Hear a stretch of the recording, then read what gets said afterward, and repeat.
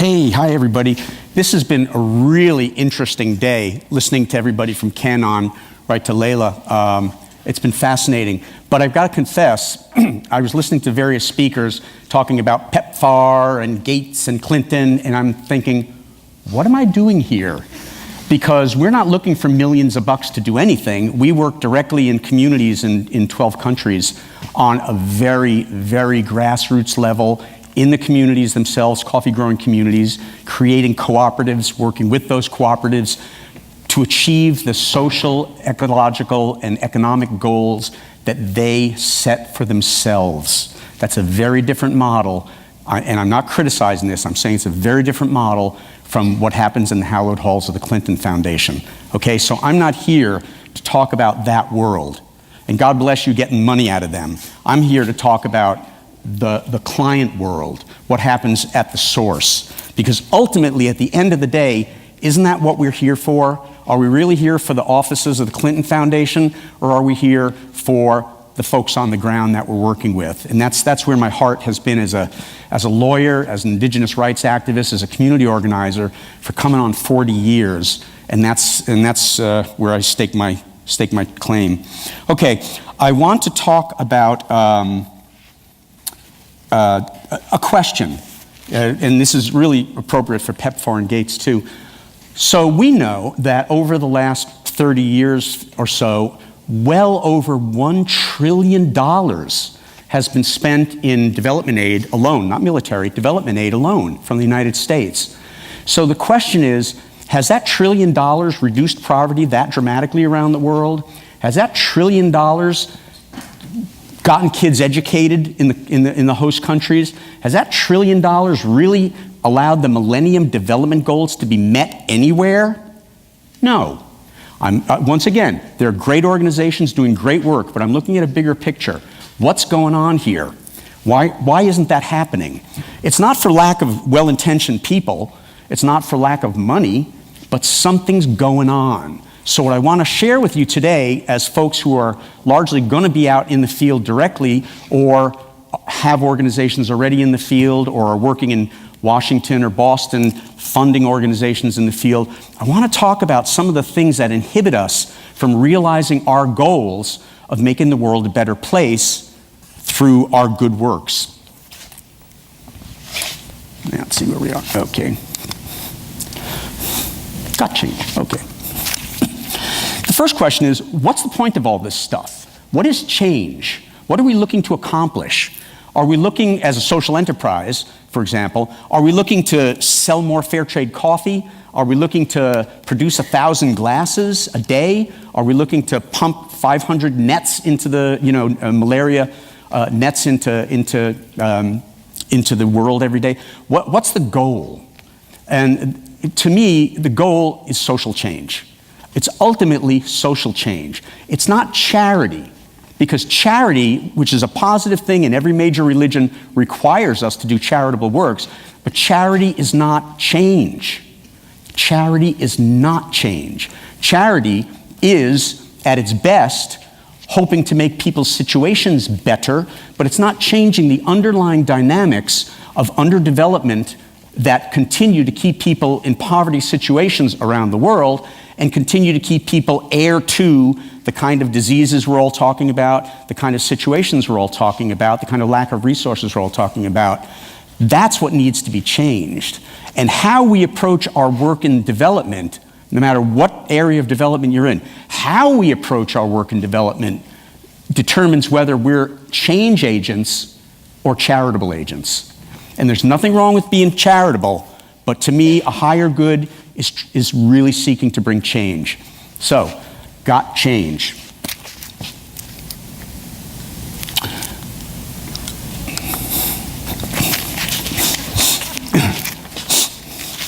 It's their fault. Anybody who's worked in development for any length of time, you got to acknowledge it, folks. Somewhere in there, somewhere, you're frustrated.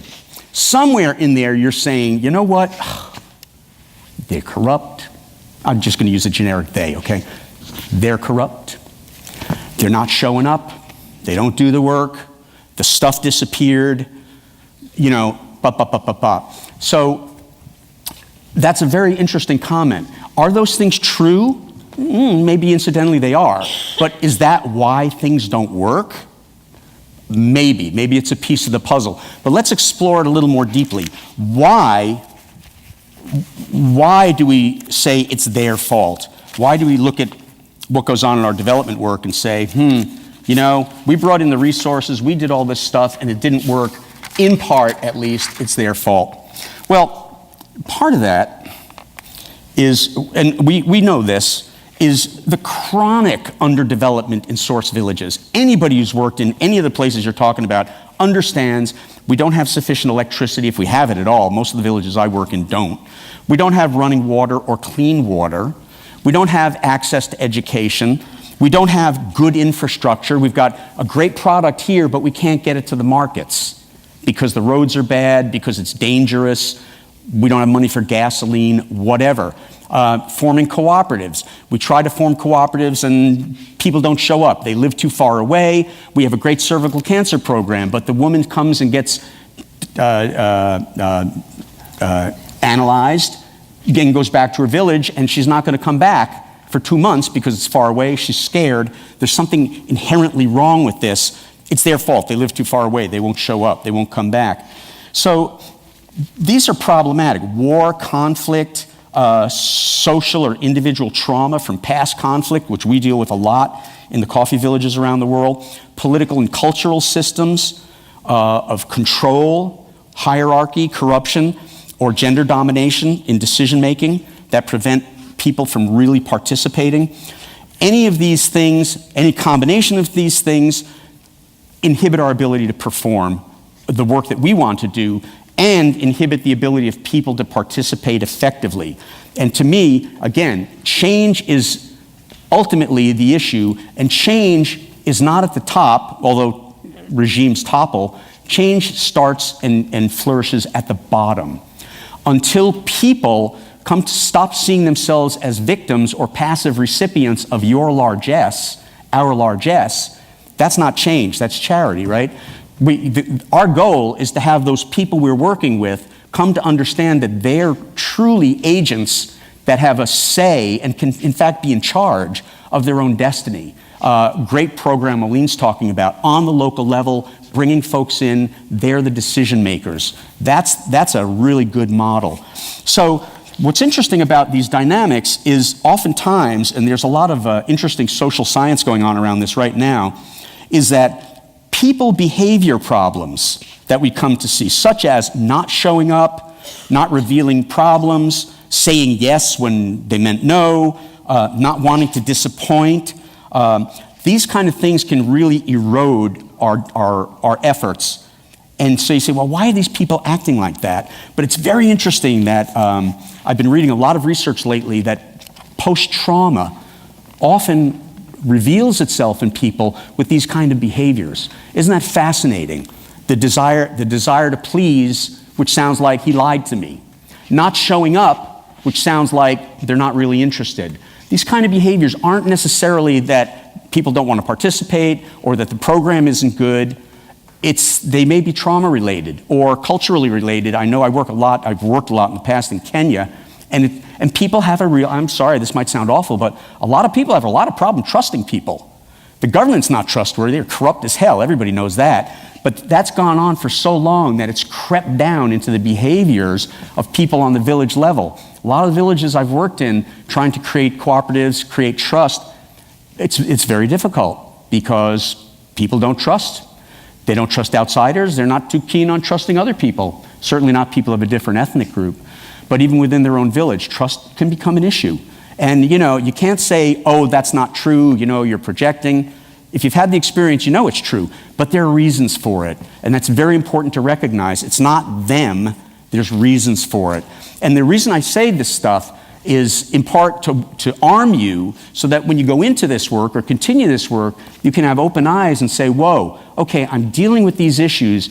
How strategically can we deal with this? We don't pack up and say, can't work there and run away. If we've got a program going on and we're dealing with these socio-economic, cultural dynamics, how do we deal with them? And that's a really important inquiry for anybody doing development work, no matter how much funding you got. Very interesting thing. I've been looking at the Millennium Villages, which really irks me anyway, but the concept that if you get enough high-powered organizations together and you throw enough money into one village, everybody's going to magically have education and stuff. There's a lot more going on than just a lack of resources and attention from nice white guys with a lot of money. There's a lot more going on that brings chronic underdevelopment to villages around the world. And it's hubris to think that things like the Millennium Development Village thing is a way to approach these issues. But anyway, I digress. So it's not them. It's not only not them. By the way, I was in Papua New Guinea, up in the mountains of Papua New Guinea, walking up in a place where there weren't too many foreigners ever. So anybody under 12 hadn't seen a European or an American. And a guy comes on and starts walking up the trail ahead of me, and he's got that shirt on, and he's got a machete. So don't you think I should be nervous? You know, there's only about 20 of us walking about 4 hours through the forest to get to a village, and there he is. So I turned to Iggy, my translator, and said, Iggy, what's the deal with the Osama bin Laden shirt? And he said, what do you mean? I said, well, the guy's wearing the Osama bin Laden shirt. What does that mean? He goes, who's Osama bin Laden? I said, oh, well, you know, obviously I'm not pronouncing it correctly because he speaks Tokpisin, not English. And I said, so Osama bin Laden, Al-Qaeda? He goes, never heard of him either. I said, okay. How about the World Trade Center? The guy that bombed the World Trade Center, he goes, never heard of it. He said, but you know what? He's never heard of it either. He just got that T-shirt, you know, in the world of buying T-shirts on the international market. So it was a very instructive piece about projecting onto people because of what they wear or the fact that they carry a machete. Okay, let's play bingo.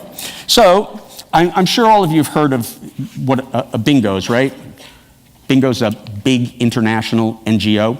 Okay, bingo. I'm sorry, maybe in the development world that's a kind of a dirty secret, but that's what the large ones are called.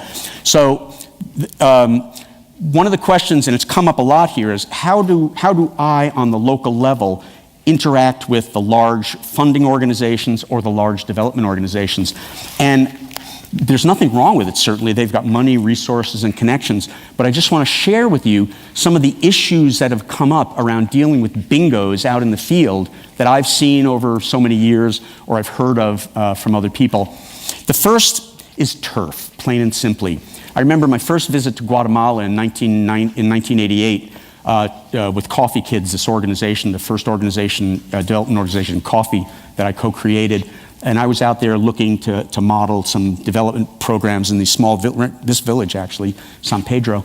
And I saw, oh, CARE's here. Whoa, Foster Parents Plan, now Plan International is here, and Save the Children's here. They're all in the same area. So why don't we all brilliant idea, why don't we all get together and say, look, you know, you're working on roads, you're working on water, we're working on schools. Why don't we coordinate our efforts so that we can really make something happen? They didn't want to do it.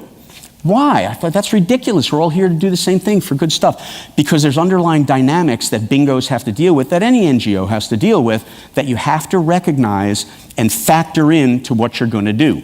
So what are those dynamics for a bingo? Well, they're donor-driven, right? Donors want to see results. They want to see specific things done. They don't want to see you sharing resources with another NGO. That's not what they gave you the money for. And then you have to report back what you did. So being donor-driven often leads to turf among NGOs, and frankly, NGOs aren't that friendly with other NGOs in the field. Just something to think about. But it's crazy because we're all out there working together, right? So the issue of turf is a big one in the NGO community. The second one is what I call slash and burn development. You've all heard of slash and burn agriculture. Indigenous folks work this area for 3 years, then burn it and go on, move to the next plot, then burn it, move on to the next plot, and leave that life fallow for 10 years. Well, in the development world, there's slash and burn development. Most large-scale development organizations have basically a 3 or 4 year funding cycle for a project. So they'll go into a village and do some sort of a social good project, but it's only going to run for 3 years. Then they move on to another village for 3 years. Then they move on to another village for 3 years. And I've asked, say, the Children Care and other organizations, what happens after you leave that village? And the response is, we don't know. Why don't you know? Well, we don't have a budget to go back and check. Well, how can you make claims of sustainability and impact if you don't have a presence and you don't know what's going on? Something to think about. being involved with organizations that have that time cycle. I was just in the Spice Islands in Indonesia. I was there, and Mercy Corps, a great organization, was so excited I was there. They're showing me around. They wanted to be so friendly to me, and I found out why. They had a 3-year program trying to get spices to raise money for social good, and they hadn't had any buyers. So in walks someone who might be a buyer, and they were like all over me. Please buy something so we can end the 3-year report with a success. Donor driven. Okay, never enough time. Sympathy for the devil. I'll say this really quickly. Everybody here wants to be a business these days, right? We're a social enterprise. We are a business. And we use our money specifically to create social, economic, and environmental good in the villages we work in with a very different model than a business model. Why? Because we work with the community. The community dictates the goals. The community dictates the methodologies. We bring in facilitators, but it's a community that creates it, runs it, and operates every program we work with. There's intense buy-in because it's their project. When we leave, they're going to keep it going because it's theirs and they've got the skill base and because of the innovative programs we create, the income stream to support it. But just a few words quickly because my red light's coming on Sympathy for the Devil. Great Rolling Stones song. I like to make analogies like that. But Sympathy for the Devil means working with large for-profit businesses in the world. For-profit businesses, just like people in different villages, have their own culture. They have a business culture. What you really want is income, right? You don't really want to be a business. You simply want income. Somebody said it. You want to generate more income than you spend. You want to be cash positive. Nice way of saying is you want money.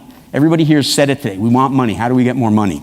Well, you can do things that businesses do to get money, but you have to be very, very careful not to buy in to the business culture that comes along often with the generation of money.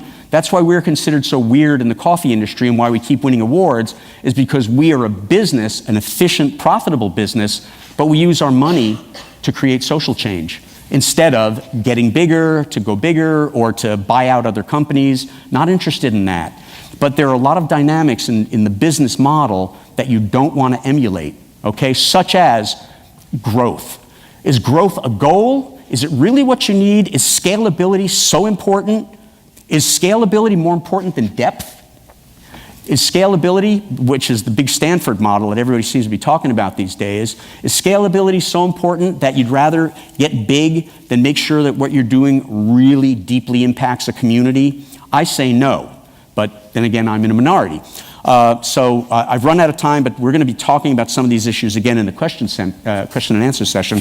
So thanks for your time. I know it's really tiring at the end of the day, but everybody listens, so I appreciate it.